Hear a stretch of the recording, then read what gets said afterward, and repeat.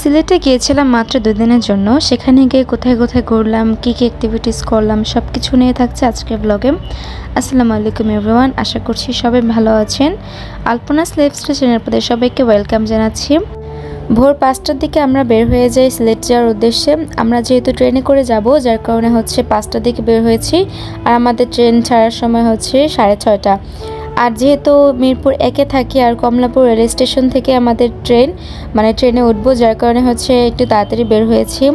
কারণ বলা যায় না রাস্তায় কী অবস্থা হয়, যদি জ্যাম লেগে যায় তাহলে তো আমাদের ট্রেন মিস হবে। ভোর ৬টার দিকে আমরা রেল স্টেশনে গিয়ে পৌঁছাই। সেখানে যাওয়ার পরে ভাইয়া সব কিছু ব্যাগ উপরে রেখে একদম সেট করে বসেছিল। আমরা একটু বাইরে বের হই, কারণ অনেক তো লম্বা জার্নি করতে হবে, প্রায় ২-৩ এরকম বেজে যাবে বা আরও বেশি এরকম লাগতে পারে। এসব ভেবে আমরা একটু বাইরে বের হই একটু হাঁটাচলা করার জন্য। আর ট্রেন জার্নি কিন্তু খুব মজাদার একটা জার্নি বলা যায়, কারণ কোনো মাথা ঘোরায় না, কোনো কিছু হয় না, খুব সুন্দরভাবে যাওয়া যায়। তবে অসুবিধাও আছে, অনেক সময় ট্রেনে জ্যাম থাকে। যেমন আমরা লাস্ট যখন কক্সবাজার গিয়েছিলাম, এত সময় লেগেছিল যা বলার বাইরে। আমি আসলে জানতাম না যে ট্রেনে জ্যাম লাগে। আমাদের সামনে যে গাড়িটা ছিল, ট্রেনটা ছিল, সেটা একটা বগি নষ্ট হয়ে যায়। তো ওটার জন্য আমাদেরটাও যেতে পারছিল না, বারবার থামছিল। এখানে থামার পরে ১-২ ঘন্টা লেট হচ্ছিল এরকম। কিন্তু আল্লাহর রহমতে এবার কোনো প্রবলেম হয়নি, ঠিক টাইমে পৌঁছে গিয়েছিলাম। বাট আসার পথে আমরা বাসে এসেছিলাম, আর ওইটাতে আমাদের জীবন শেষ। ওইটার কথা আপনাদের একটু পরে বলছি। ট্রেন ছেড়ে দেওয়ার পরে একটু ঘুমানোর চেষ্টা করি, কারণ রাত্রে আমি ঠিকভাবে ঘুমাতে পারিনি। কারণ ৪টার দিকে উঠে গিয়েছিলাম, আর এতক্ষণের জন্য আর কি ঘুমাবো, এই জন্য আমি সারা রাত আর ঘুমাই নেই। ভেবেছিলাম যে ট্রেনে উঠে বাতাসে সুন্দর করে ঘুমায় যাব। বাট আমাদের কি ব্যাড লাক যে আমি যে পাশে বসেছি, আমি আর আমার কাজিনরা যে পাশে বসেছি ভাইয়ারা, ওই পাশটা কোনো বাতাসই ঢুকতেছে না। ওই পাশটা উল্টা পাশে বসছি, আর যারা আমাদের সামনের সাইডে বসছে ওরা বাতাস পাচ্ছে। কি আর করার, দুঃখে শেষ নেই।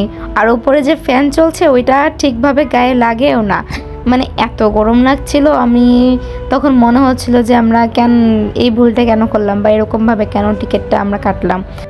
তারপরও এই গরমের মধ্যে কিছুক্ষণ ঘুমিয়ে দেখলাম যে আমরা শ্রীমঙ্গল চলে এসেছি। আমার ভাই আমাকে ডাকছিল যে উঠ দেখ, আমরা শ্রীমঙ্গল চলে এসেছি, আর এখানে কত চা বাগান। আর চা বাগান দেখার পরে তো আমার ঘুম কইয়ে আমি তো শুধু বাইরে তাকিয়েছিলাম যে একটু দেখি, কারণ জীবনে ফার্স্ট টাইম চা বাগান দেখছি। আরেকবার আমরা সিলেটে গিয়েছিলাম ছোটোবেলায়, তখন আমি অনেক ছোট ছিলাম, প্রায় কয় বছরের হবে, 5 বছর এরকম। বাট আমার কি এত কিছু মনে আছে, তখনকার এত কিছু মনে নেই। তো যাই হোক, এবার আমরা যাচ্ছি আবারও। আর এবার একদম মন ভরে চা বাগান দেখেছি, প্লাস অনেক সুন্দর সুন্দর জায়গায় আমরা ঘুরেছি, যেটার কারণে আসলে পুরা ট্যুরটাই খুব ভালো লেগেছে। তবে একটু বৃষ্টির কারণে ঝামেলা হয়, কারণ আমরা যেদিন থেকে সিলেটে যাই সেদিন থেকে বৃষ্টি শুরু হয়ে যায়। আর সিলেটের আবহাওয়াটা এরকম যে হঠাৎ বৃষ্টি হঠাৎ রোদ এরকম থাকে। বাট এবার রোদের দেখাই মিলল না।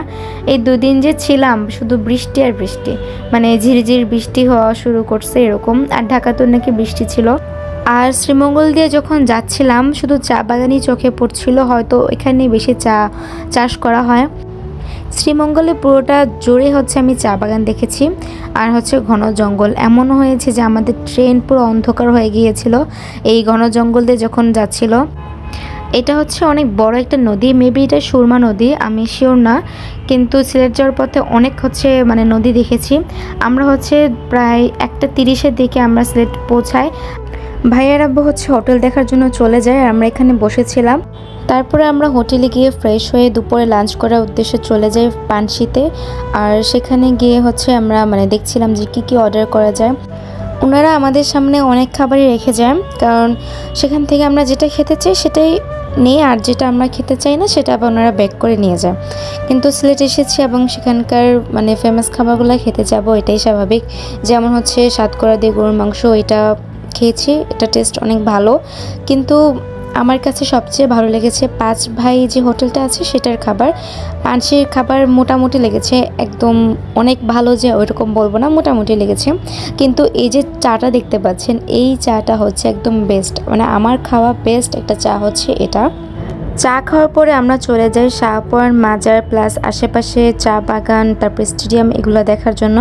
আমরা ওই দিন হচ্ছে শুধু শাহজালাল মাজার এবং শাহপরান মাজারই ঘুরেছি। তারপর বাসায় এসে রেস্ট নিই, রাতের খাবার খেয়ে ঘুমিয়ে যাই। তারপরের দিনগুলো আমি পরের ব্লগে আপলোড করব, কারণ একই ভিডিওতে সব কিছু দিলে আসলে ব্লগটা অনেক বেশি বড় হয়ে যাবে, আপনাদের কাছেও বোরিং লাগবে।